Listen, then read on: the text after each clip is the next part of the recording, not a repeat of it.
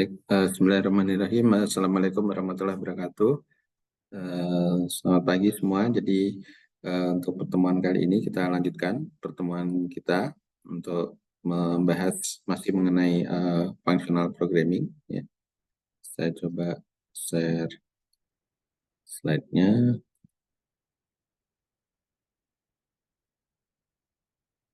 Oke, apakah sudah terlihat? Sudah, Pak. Oke, makasih.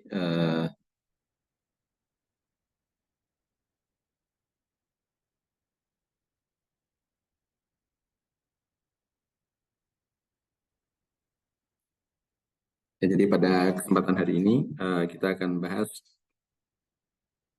mengenai dua hal, yaitu list dan rekursif. Ya. Jadi ada dua sifat yang bisa diimplementasikan dengan menggunakan functional programming. Ya. Nah, untuk list mungkin sudah sering kita kenal ya dalam bahasa pemrograman yang lain. Ya, jadi list adalah sebuah rangkaian elemen ya, dengan tipe yang sama, ya. Kemudian dibatasi oleh square parenthesis ya, atau kurung kotak ya, dan ditandai pemisah koma untuk setiap elemen. Jadi setiap elemennya dipisahkan dengan koma. Kemudian jumlah total elemen pada list disebut dengan length ya, atau panjang. List dengan anggota hanya satu elemen dikenal dengan nama singleton list. Ya. Nah, untuk di Haskell, untuk definisi dari list ya bisa dituliskan sebagaimana yang dituliskan di sini atau ditampilkan di slide.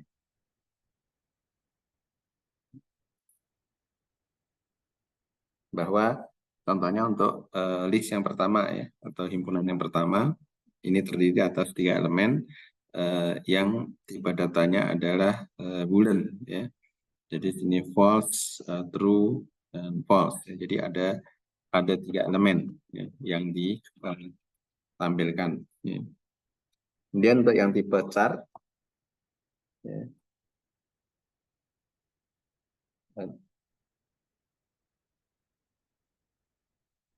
Dan yang untuk tipe char juga bisa ditampilkan ya dalam sebuah elemen ya, dalam sebuah setiap elemen diisi oleh tipe data berupa karakter. Ya. Jadi hanya satu karakter saja. Ya.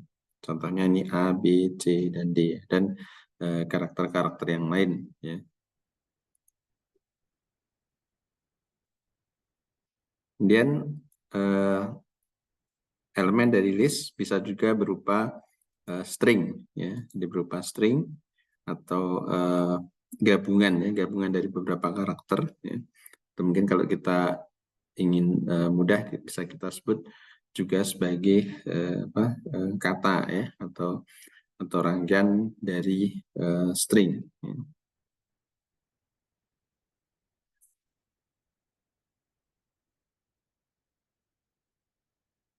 Kemudian bagaimana contoh untuk melakukan pengolahan ya, atau penghitungan ya, ataupun implementasi ya dari tipe data list ya. Nah, ini bisa kita lihat, coba satu-satu untuk yang basic ya.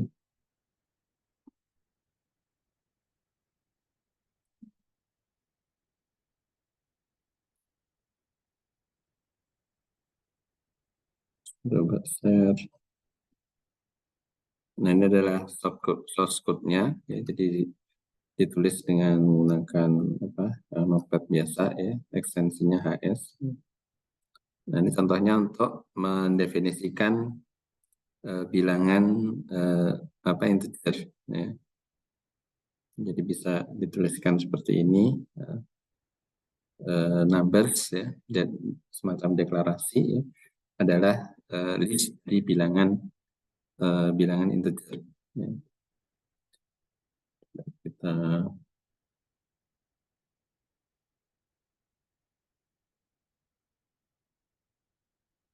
Misalnya kita run di command prompt ya.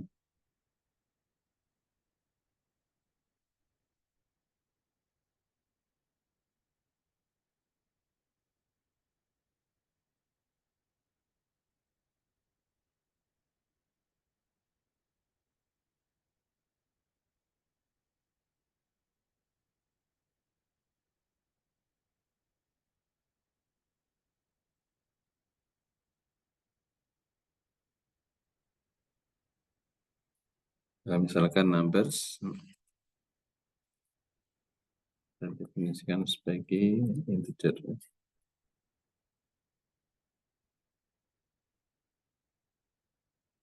Ini harus di script ya. Ya baik, ini mungkin saya jelaskan di sini. Jadi numbers dinyatakan sebagai tipe integer ya. Kemudian anggotanya apa saja? 1 2 3 4 5. Kemudian concatenate dua list ya. Hasilnya adalah berupa list juga ya dengan tipe integer. Nah, maka di sini numbers ya ditambah dengan list yang baru ya. Numbers sudah didefinisikan sebelumnya. Kemudian untuk mendapatkan panjang kita menggunakan fungsi ya yang sudah tersedia ya, fungsi yang tersedia di Haskell. Nah, kemudian juga untuk memanggil ya indeks tertentu ya. Ya mungkin ini juga sudah sempat kita kerjakan ya beberapa waktu yang lalu. Itu coba mungkin kita perintahkan langsung tanpa deklarasi.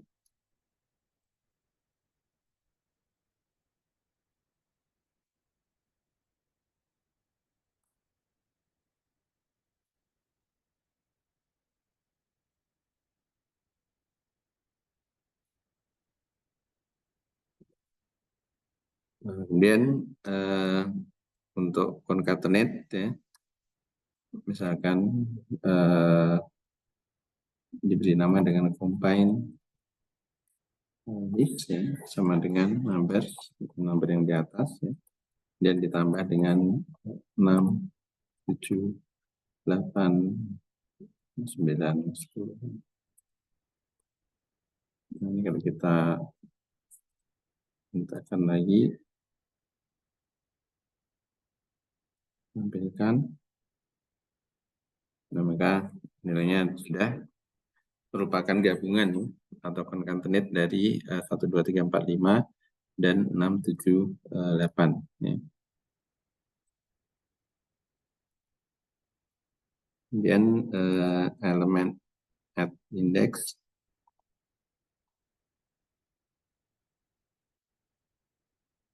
misalnya indeks yang kedua ya, maka bisa kita tuliskan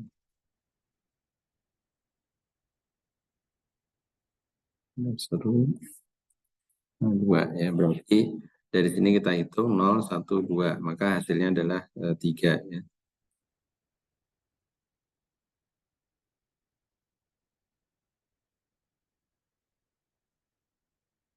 Hasilnya 3. So, kalau kita ingin tampilkan langsung hasil tanpa disimpan ke variabel, boleh kita tulis seperti ini. Maka hasilnya 3 ya. Kemudian kalau set the number of element from beginning, maka 3 berarti ini ambil 3 yang depan ya. Jadi kalau kita tulis combine list, ini yang aslinya seperti ini ya. Kemudian kalau take 3,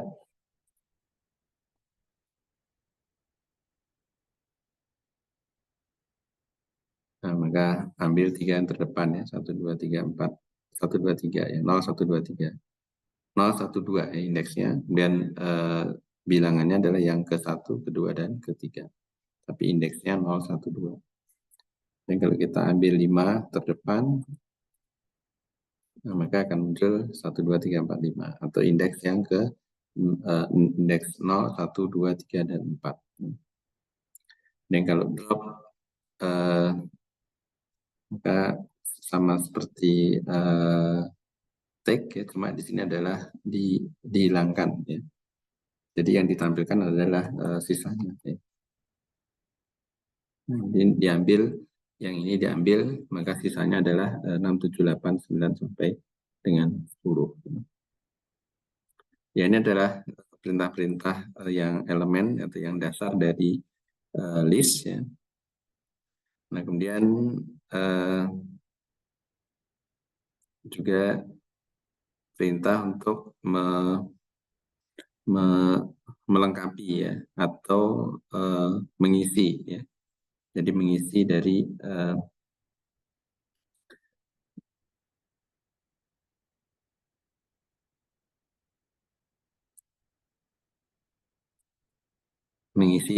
data ya, mengisi data dari sebuah list ya. Nah, ini coba kalau ini dalam skripnya ya tidak jadikan satu, kalau kita coba perintah satu-satu ya.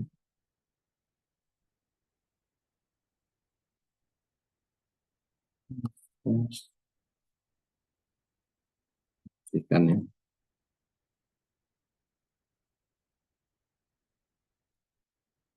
Squares sama dengan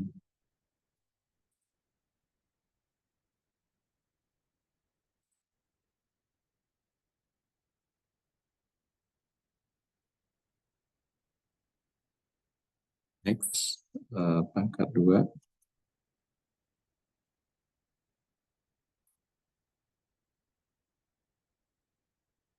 yang mana X itu adalah nilai dari 1 sampai dengan 5.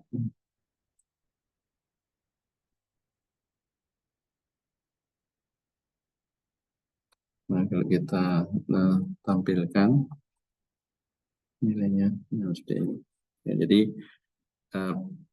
makna dari ini adalah X, nilai square itu adalah X kuadrat, yang mana ini kan tanda apa? Istilahnya conjunction ya kalau tidak salah ya. Jadi di matematika ada ya. Jadi garis tegak lurus ini artinya menjelaskan ya mengenai variabel ini ya, variabel inputnya ya, X-nya ya. Ya, jadi yang mana ya, X itu adalah ya ini bukan tanda kurang ya, tapi adalah ya X adalah sebuah nilai dari 1 sampai dengan 5 ya. Sehingga kita punya di sini sebuah list ya dari 1 sampai 5.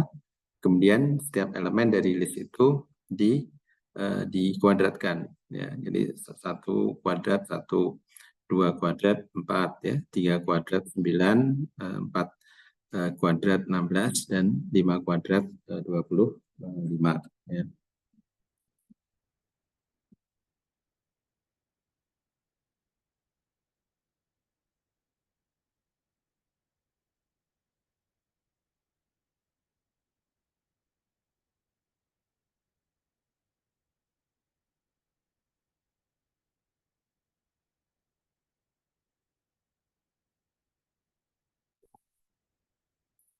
Selanjutnya fungsi yang lain ya. Ini even squares ya. Even squares berarti yang dikuadratkan itu hanya yang genap saja ya.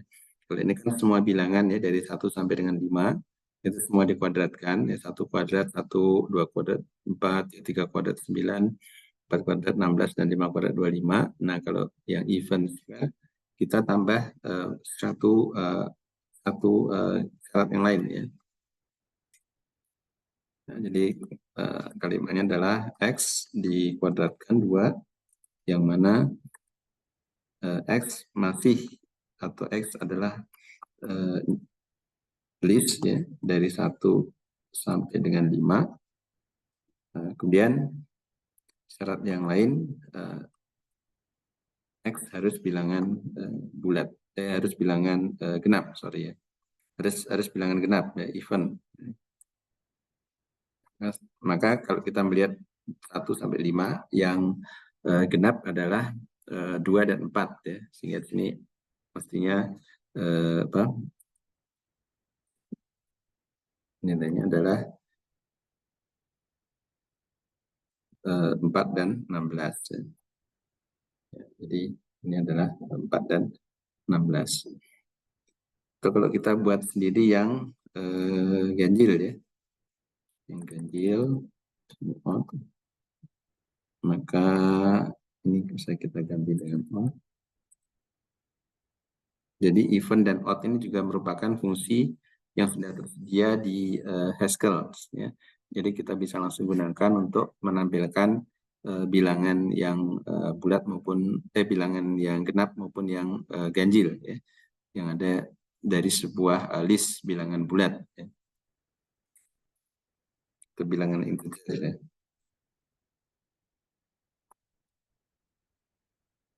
Nah, maka yang digunakan hanya yang 1, 3, dan 5 ya, sehingga hasilnya adalah 1 kuadrat 1, 3 kuadrat 9, dan 5 kuadrat 25.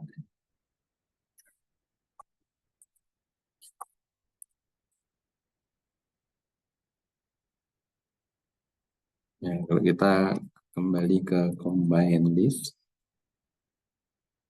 nah nilainya ini kita tambahkan misalkan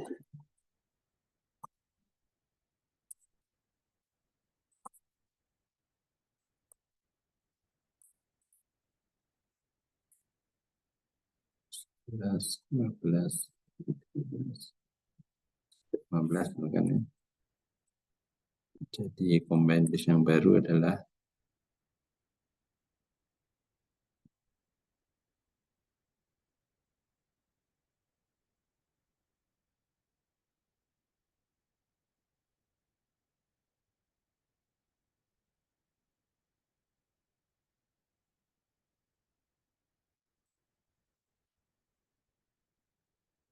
over, ini kelihatannya apa?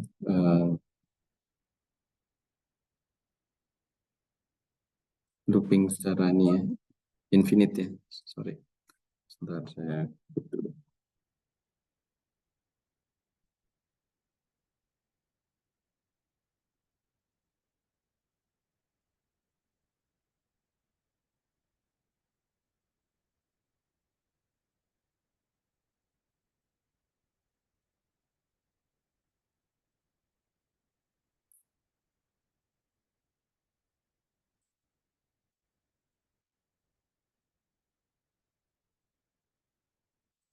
Lihat jadi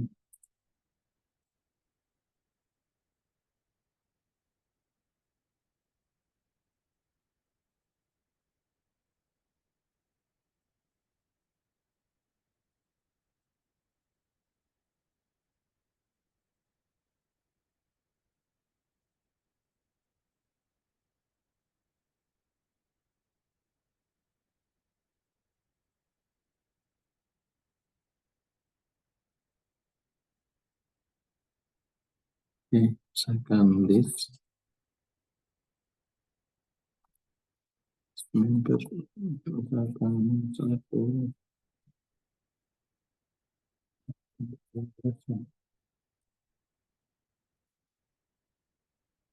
Ya, yang seperti itu. Ini kalau kita ingin menampilkan genapnya saja, nah nanti kita bisa tulis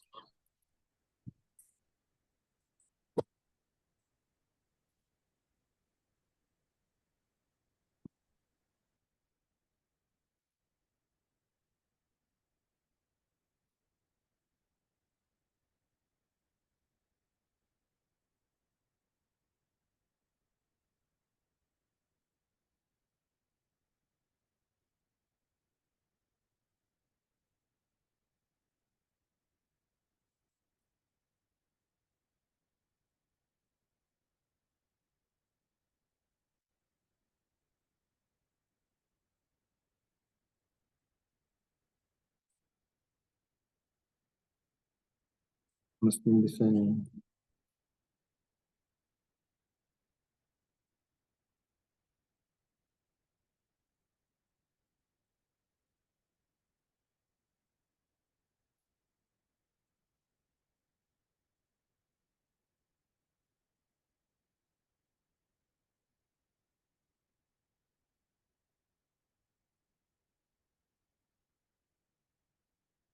Oke, coba kita buat terus.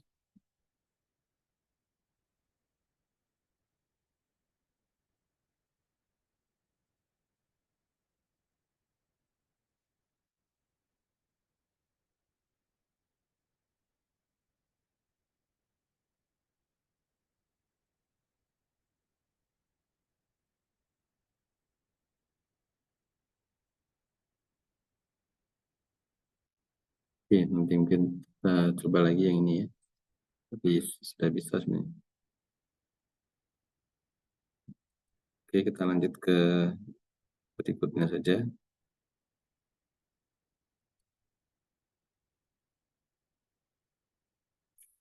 Yang dia juga kita bisa rekursif ya, yang nanti akan kita jelaskan cukup banyak ya. Jadi rekursif itu kita membuat semacam fungsi baru ya, yang mana fungsi ini juga memanggil fungsi dirinya sendiri ya. Jadi Haskell memberikan kesempatan ya untuk menjalankan fungsi secara rekursif ya, yang mana definisi rekursif adalah menjalankan perintah ya dengan memanggil dirinya sendiri ya. Jadi di sini contohnya adalah faktorial ya. Jadi bilangan fungsi faktorial yang sudah ada di Haskell juga ya, yang mana inputnya uh, uh, in, inputnya adalah bilangan integer dan nanti hasilnya adalah integer ya. Kemudian faktorial 0 itu didefinisikan 1 ya. Nah, namun kalau faktorialnya bilangan sembarang ya n ya, maka nanti hasilnya adalah n kali faktorial n min 1. Nah, n min 1-nya ini berapa? Maka dia akan menjalankan ini lagi ya. N min 1 kali faktorial n min 1 min 1 ya, atau n min 2. Terus demikian seterusnya sampai ketemu nilai di sini 0 ya. Ketemu faktorial 0 maka nilainya 1 ya. Coba kita share.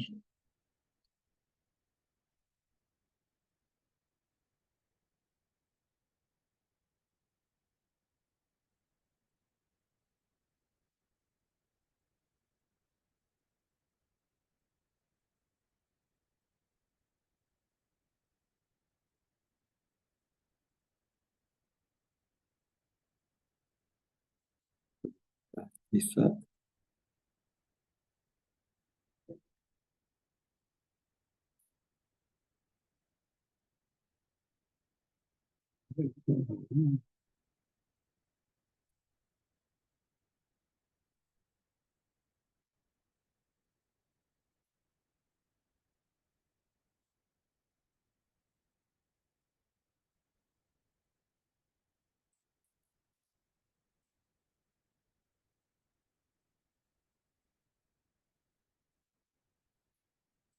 Kita tuliskan dulu ya.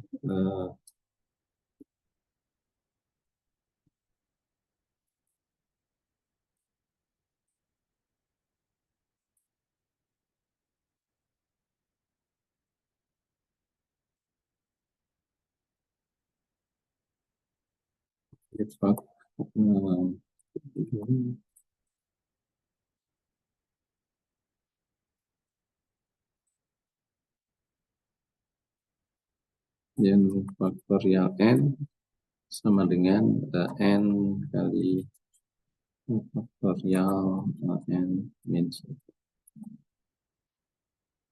Nah, ini kan fungsinya ya. Fungsi ini argumennya n, maka di dalamnya n dikalikan fungsi ini lagi ya. Cuma kita ganti argumennya n min 1. Nah, ini disebut sebagai rekursif ya. Nah, jadi ini manggil dirinya sendiri saat melakukan proses ya. Jadi fungsi faktorial itu memanggil fungsi faktorial juga ya saat menjalankan prosesnya.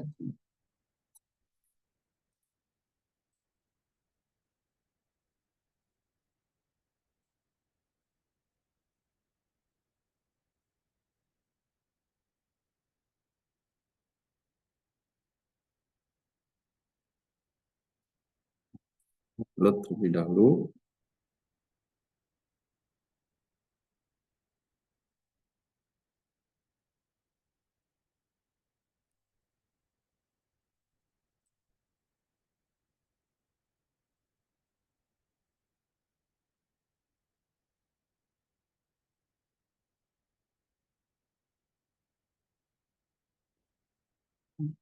Saya simpan sebagai HS.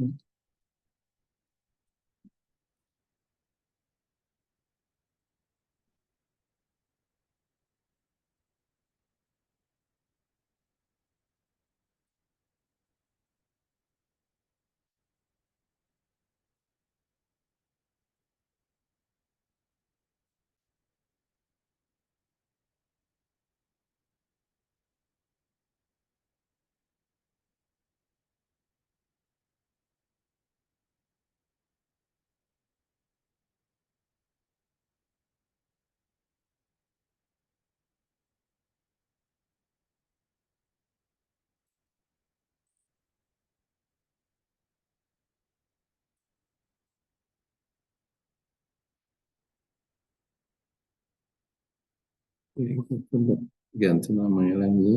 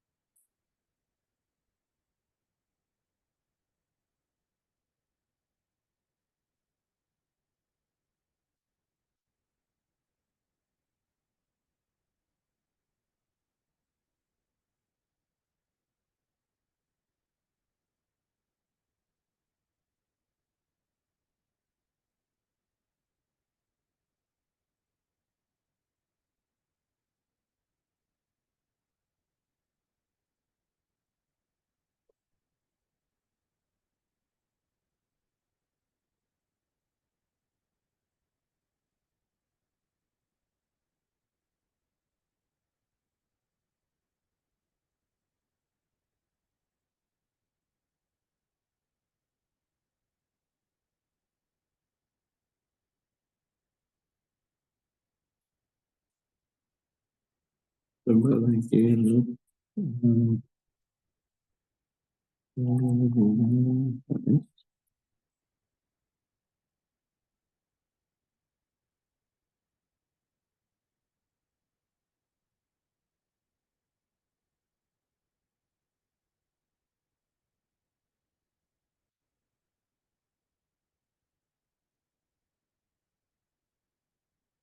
Coba berubah namanya ya.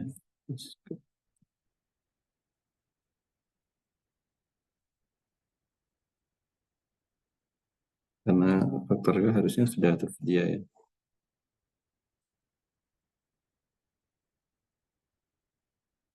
Seperti ini, bagian satu.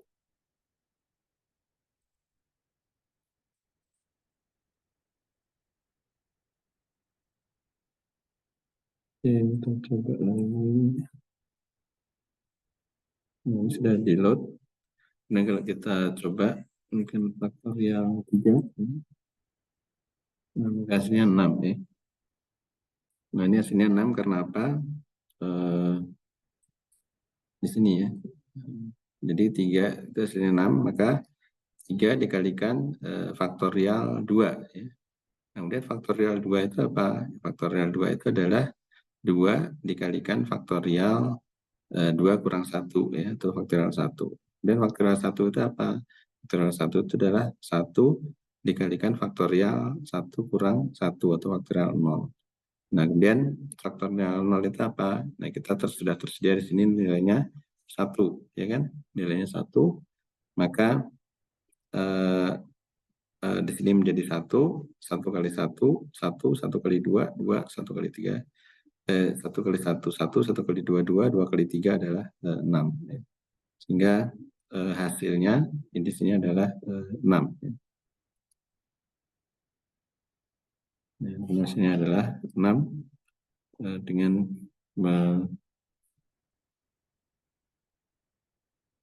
saya kecilkan aja.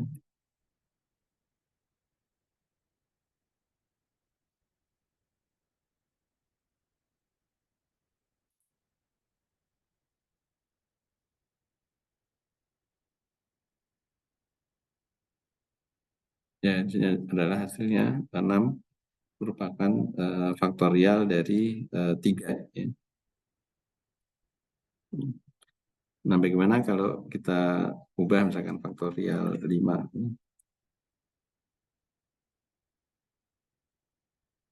Nah, faktorial 5 adalah 120 ya. Karena apa? Nah, karena tahapannya kalau kita tuliskan,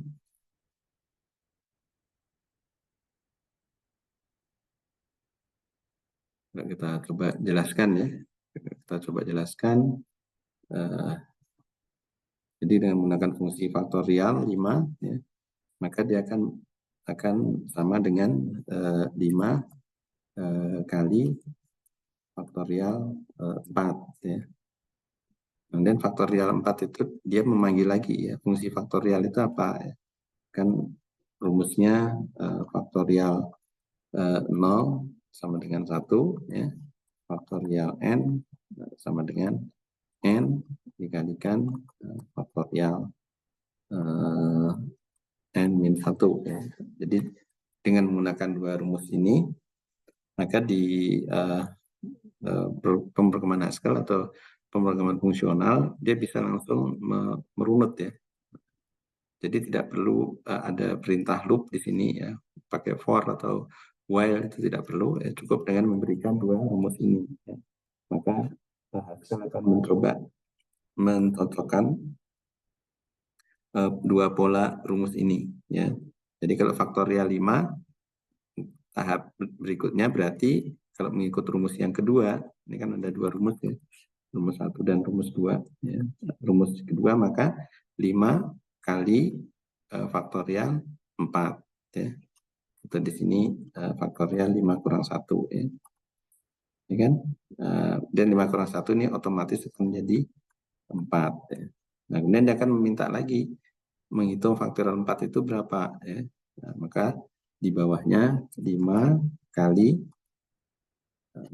penjelasan dari faktorial 4. Faktorial 4 adalah 4 kali faktorial 4 kurang 1. Ya. Nah, 4 kurang 1 ini berapa? Otomatis dia menjadi 3. Ya. Dan muncul lagi pertanyaan, faktorial 3 itu berapa? Ya. Nah, maka bisa dituliskan menjadi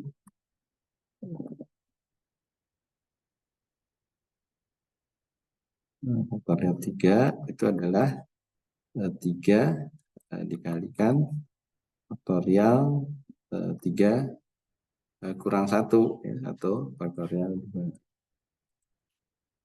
Nah, muncul lagi pertanyaan faktorial 2 itu berapa?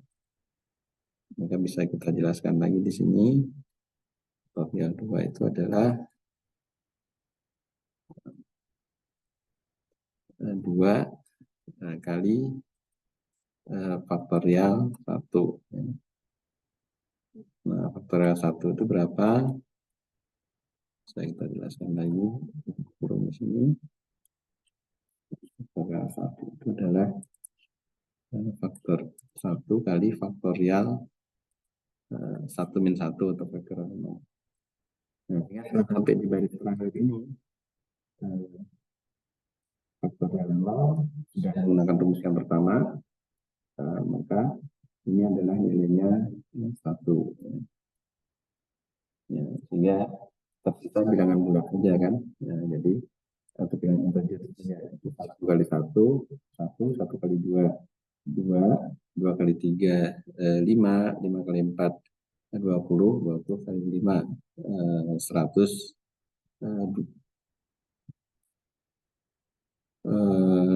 100 ya, sorry coba saya ulang. 1 kali 1, 1, 1 kali 2, 2, 2 kali 3, 6 ya, 2 kali 3, 6, 6 kali 4, 24 ya, 24 kali 5 adalah 120. Sehingga ini nilainya adalah 120. Nah, ini adalah proses dia memanggil memanggil dirinya sendiri ya. Jadi dari fungsi ini dia kemudian akan memanggil lagi terus berulang seperti itu. Inilah yang disebut dengan rekursif ya. Jadi sebuah fungsi memanggil dirinya sendiri dan itu dilakukan secara berulang ya biasanya.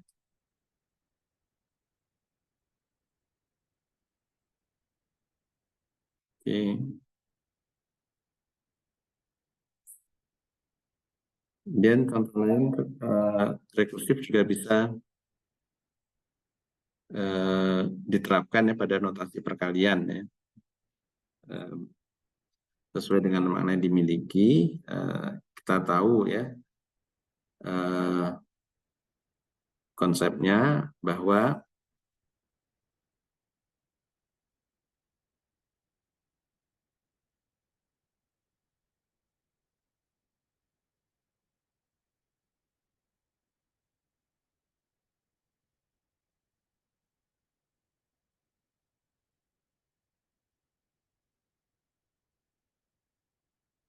bahwa perkalian itu adalah penjumlahan yang berulang ya. Jadi contohnya misalkan rumusnya ya, seperti ini ya, M kali 0 sama dengan 0, ini adalah perkalian ya. Sedangkan yang lain M kali N maksudnya berapa kali perulangan ya, maka hasilnya adalah M tambah M kali N min 1 ya. Nah di sini nanti ada kali lagi ya, ada kali lagi, maka dia akan menjalankan fungsi ini lagi ya. Kemudian N-nya dikurangi lagi 1, kurangi 1, terus seperti itu ya. Jadi misalkan M kali 3. Nah, maka ini artinya apa? Berarti M ditambah ya, ditambah 4 kali 2 ya. Karena 3 kan kurang 1, 2 di sini ya. Nah, kemudian di sini ada lagi tanda fungsi ini ya, fungsi kali ya. Maka dijalankan lagi ya. 4 kali 2 itu artinya apa? Artinya 4 ditambah ya, 4 ditambah 4 kali 2 min 1 atau 4 kali 1 ya di sini. Nah, kemudian ini jadi apa? Jadi ini lagi ya, 4. Jadi yang satu blok ini nah, jadi yang ini 4 ditambah nah, 0 ini dari 1 kurang 1 ya, begitu ya. Ini kalau saya beri warna lain yang atas, nah ini satu blok yang ini 4 kali 2, nah ini jadi yang ini. Jadi rekursif ini muncul lagi terus itu ya. Sampai di sini yang terakhir kali 0. Nah kalau kali 0 pakai rumus yang pertama ya juga. Rumus yang pertama, nah, maka ini nilainya adalah 0. Kemudian ini tinggal dijumlahkan ya, karena tidak ada perkalian lagi kan, tinggal dijumlahkan. Jadi 4 tambah 4 tambah 4 sama dengan 12. Jadi 4 kali 3 sama dengan 12. Ya. Ya, karena di komputasi yang sebenarnya ya, kalau kita ingin melihat lebih dalam di bahasa mesin memang tidak ada perkalian ya, tidak ada perkalian maupun pembagian ya. Jadi perkalian itu sebenarnya adalah penjumlahan yang berulang ya. Dan kalau pembagian adalah pengurangan yang berulang ya. Karena di komputer ya yang komputernya ya.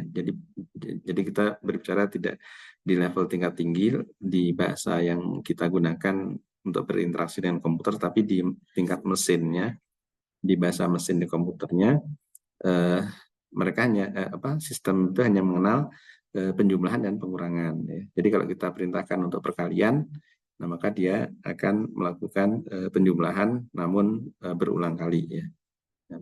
Berapa kali sehingga hasilnya adalah hasil perkalian.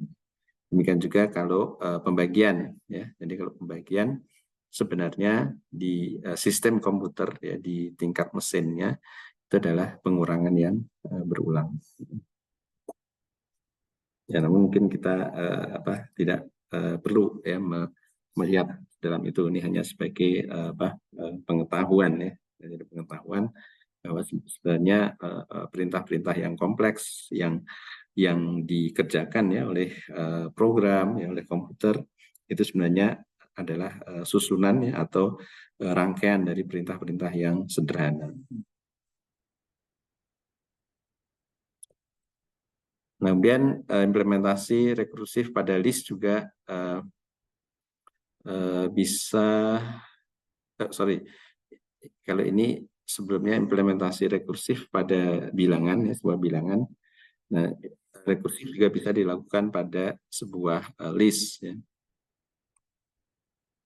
Nah, ini list ini adalah produk ya. Produk itu berarti semua elemen list itu dikalikan ya.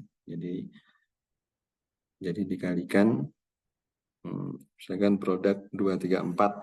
Nah, maka 2 kali 3 kali 4 ya. Coba kita lihat apakah sudah tersedia di Haskell.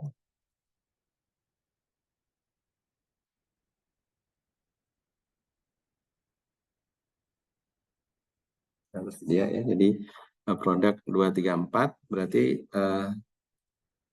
artinya kalau mengikut rumus yang ini ya, produk kalau kosong itu nilainya 1 ya. Jadi produk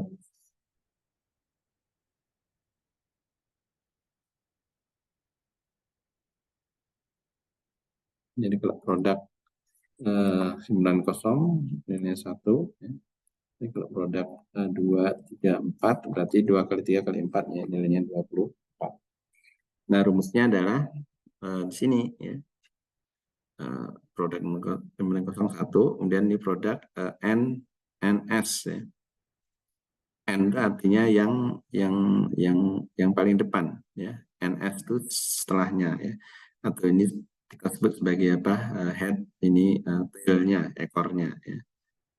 Sehingga saat produk 234 ya, maka ini 2 ya, depannya ini kali produk anggota sisanya ya 3 dan 4 ya.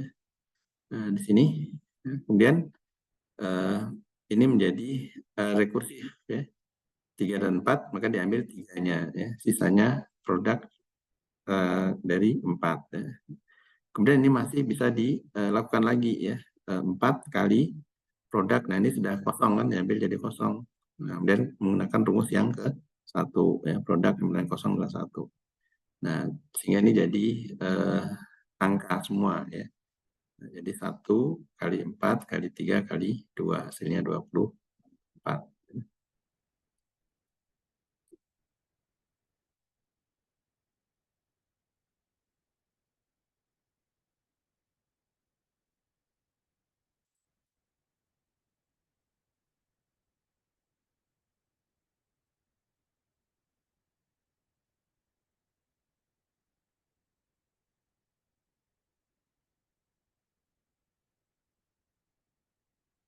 Oke.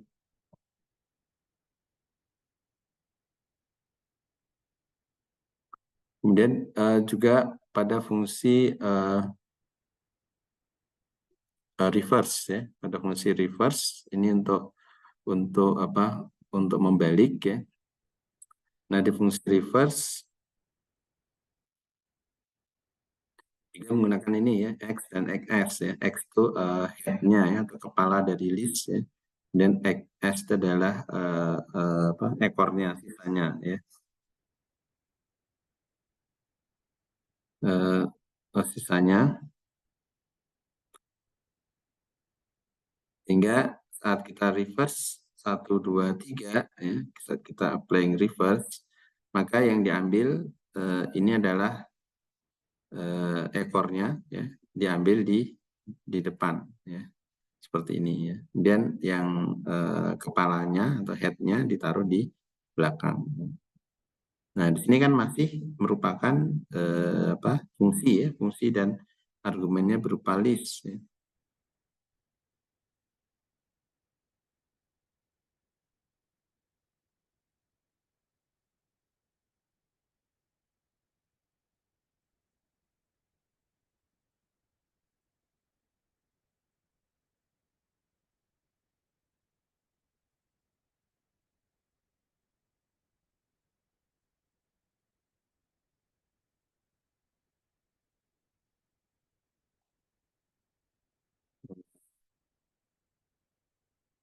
Sehingga dari ini terpecah juga ya, headnya ditaruh di belakang sini, kemudian sisanya adalah 3 ya.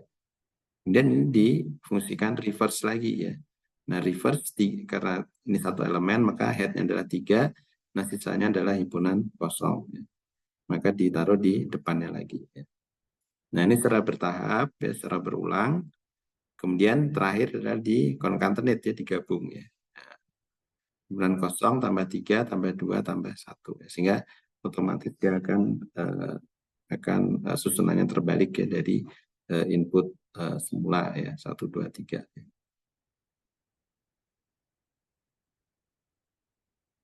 Oke. Kemudian implementasi rekursif juga bisa diterapkan pada multi argumen ya, variasi jenis argumen dapat diolah secara bersamaan ya, contoh pada fungsi zip ya. Ini fungsi zip menggabungkan ya, menggabungkan dua list, namun syaratnya harus sama ya.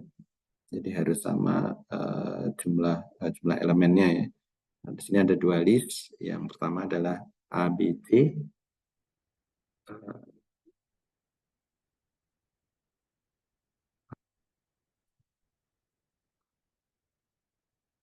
Berbeda boleh ya, berbeda boleh, namun yang digunakan hanya yang length yang terkecil ya. Jadi di sini ada 3 ya, kemudian di sini ada 4 ya. Jadi zip untuk A, B, C dan 1, 2, 3, 4 ya. Nah, maka ini akan di zip secara bertahap ya. Di sini kalau ada dua list nih head dan tailnya, ya, ini head dan tailnya X dan Y, ya. Ini headnya kepala masing-masing dari list, ya. Maka X dan Y digabung. Ya. Kemudian selanjutnya di zip juga sisanya yaitu XS, XS dan YS. Ya. Nah, kemudian karena zip XS dan YS ini akan kembali lagi. Nah, nanti akan dicari head dari XS, head dari YS digabung dan sisanya kembali lagi ke sini. Jadi seperti ini ya prosesnya, ini A, B, C, dan 1, 2, 3, 4. Nah, maka diambil yang A dan 1. Ini digabung, kemudian di zip yang B, C, dan 2, 3, 4. Ya, dari B akan diambil B dan 2, ya, dan digabung, kemudian sisanya adalah zip C dan 3, 4. Ya. Kemudian C-nya dan 3, ya, C dan 3, sehingga di sini sisa himpunan kosong dan 4. Ya. Nah, himpunan kosong dan 4 menggunakan rumus yang ini ya. Kalau ada himpunan kosong dan segala sesuatu ya, sesuatu apakah itu apakah itu bagian ya dari himpunan yang lain. Pokoknya ada sesuatu maka hasilnya kosong ya. Atau jika ada himpunan kemudian digabung dengan kosong maka hasilnya himpunan kosong. Nah, yang ini jika list yang pertama jumlahnya lebih sedikit ya, dibandingkan list yang kedua. Di sini lengthnya ya, panjangnya lebih sedikit dibandingkan panjang list kedua ya. Di sini 3, sini 4. Nah, kalau nanti ada kasus panjang list yang pertama adalah 4 dan yang kedua adalah 3 ya, maka kita akan gunakan kaidah atau rumus yang kedua ini. Nah, kebetulan yang ini adalah yang terjadi adalah kosong digabungkan dengan elemen 4 ya dari list kedua ya. Maka hasilnya adalah kosong. Nah, setelah kosong ini selesai ya, maka yang diambil dari fungsi zip itu adalah yang pasangan ya A1, B2 dan C3. Jadi dia akan selesai jika salah satunya sudah habis gitu ya prinsipnya ya. Ya, jadi sini boleh hanya 3, sini mungkin 10 misalkan. Nah, nanti selesainya juga akan saat dia jumlahnya 3 ya. Karena kalau dilanjutkan ke yang lain maka hasilnya seperti ini ya.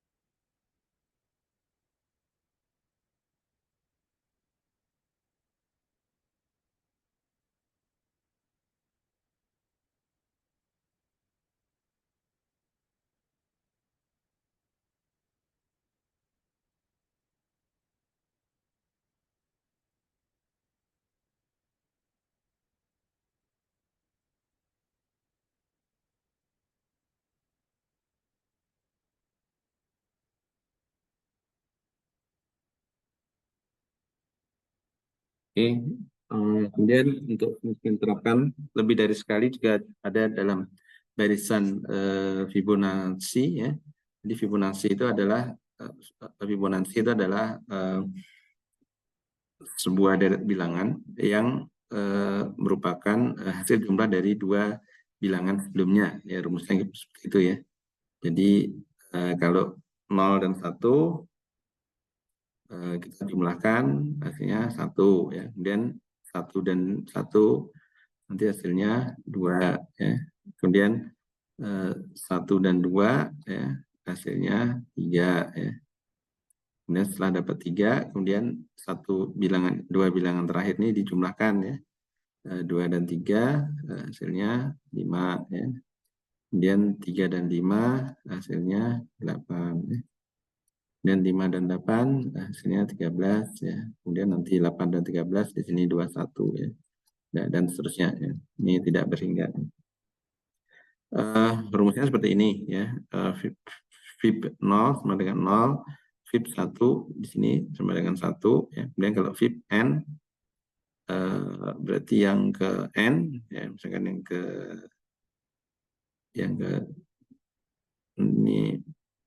ini yang ke 1 ya, ini 1, ini 2, ini 3 ya, dan seterusnya. Over ini yang ke 0, 1, 2. Kemudian kalau yang ketiga misalkan, yang ketiga 0, 1, 2, 3, maka di sini nilainya harusnya 2 ya. 3 berarti 3 kurang 2, 1, 3 kurang 1, 2 ya. Berarti Fib 2, ini Fib 1 ya. Fib 1 sama dengan 1. Nah, Fib 2 ini berapa? Fib 2 dirumuskan lagi ke sini. Jadi dia merekursif atau memanggil kembali fungsi yang sudah didefinisikan oleh dirinya sendiri.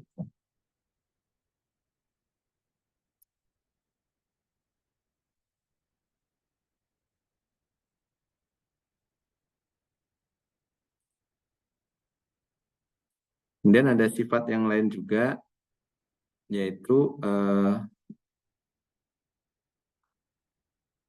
mutual recursion.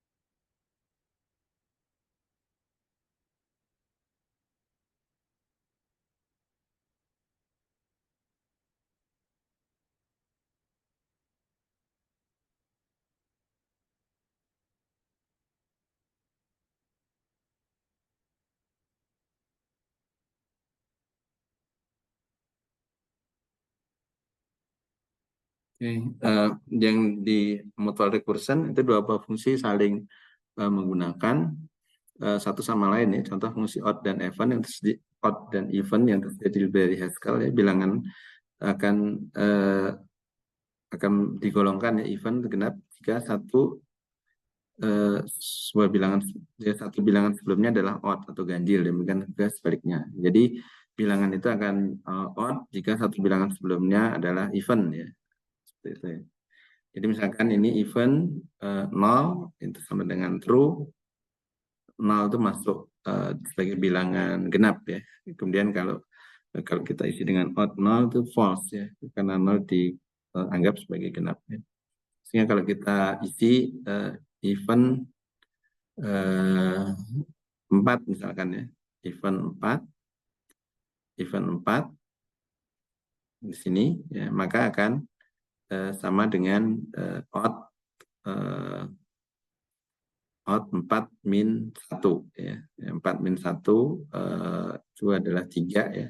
Maka odd 3 maka akan manggil ke sini ya. Odd 3 terus out 3, maka di sini event 3 min 1 ya. 3 min 1 2 ya. Event 2 di sini event 2, maka out 2 min 1, jadi out 1 ya. Out 1 balik lagi ke sini ya. Out 1 sama dengan event 1 kurang 1 atau event 0 ya. Maka dia akan menghasilkan di sini ya, true ya. Nah, kira-kira seperti itu ya, jadi prosesnya.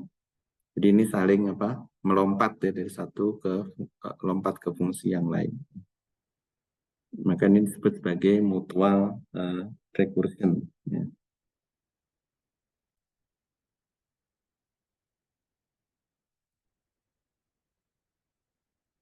Ya mungkin demikian yang bisa saya sampaikan ya pada kesempatan kali ini. Mohon maaf mungkin tidak bisa penuh lagi ya, karena jam 9 ada agenda, ada pertemuan offline ya yang harus saya hadiri. Silakan jika ada pertanyaan. Ya silakan Anita. Pak, izin bertanya, untuk Ya. teknis UAS nanti tuh seperti apa ya, Pak? Ya, UAS sama dengan UTS ya. Mengerjakan soal di kelas lagi apa ya, berarti? Ya, ya betul ya. Oke, terima kasih, Pak. Ya. Kemudian satu lagi, saya sudah minta ini asisten ya ke Mas Ruben ya untuk membimbing ini proses install ya, install GHCI ya. Jadi walaupun Haskell ini bisa mungkin kalian coba di secara online ya, namun ada baiknya itu terinstall juga di masing-masing laptop ya. Nah, nanti saat sesi tutorial saya sudah minta agar bisa dipastikan ya Anda semua laptopnya masing-masing bisa terinstall GHCI ya. Tapi kalau yang sudah berhasil menginstal sendiri ya bagus ya, alhamdulillah. Tapi kalau bagi yang belum nanti mohon dicoba ya agar nanti running programnya atau mengujinya bisa dari command line interface yang Haskell ya, ataupun saat melakukan compile ya, menjalankan script ya, itu bisa menggunakan GHCI ya, menggunakan command prompt semuanya yang tadi saya gunakan.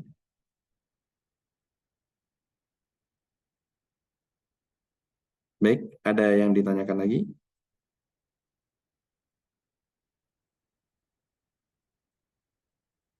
Jika tidak ada, mungkin saya cukupkan ya sampai di sini ya. Kebetulan juga hari ini ada webinar juga ya di pusat riset tempat saya. Bidangnya cukup menarik ya tentang digital government. Nanti kalau Anda bisa mau join ya silahkan ya, nanti linknya saya share ya.